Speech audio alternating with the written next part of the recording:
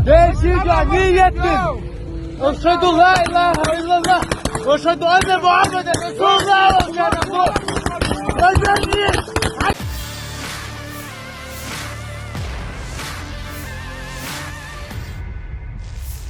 Sebuah rekaman ramai beredar di media sosial Telegram pada Selasa 10 Januari 2023. Dalam rekaman tersebut, memperlihatkan sekelompok prajurit Chechnya sedang bertempur sengit.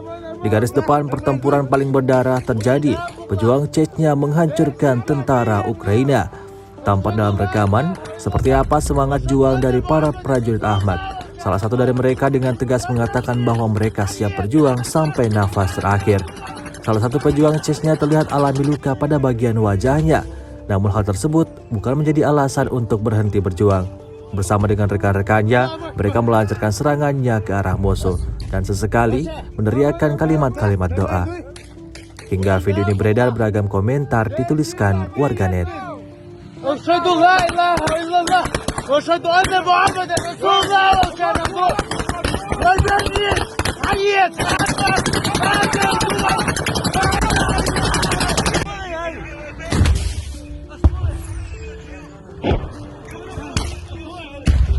الله أكبر بس وشا وقوم بس بمالدوي وإذا بغلا بيشجع نيتنا أشهد لا إله إلا الله وأشهد أن محمدا رسول الله وكان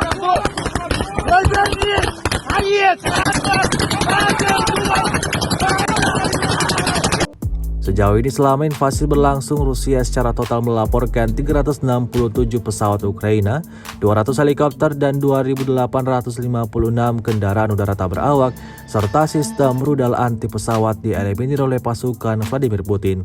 Sementara itu dari kubu Kiev, Kementerian Pertahanan Ukraina melaporkan 590 tentara Rusia dieliminir dalam sehari terakhir.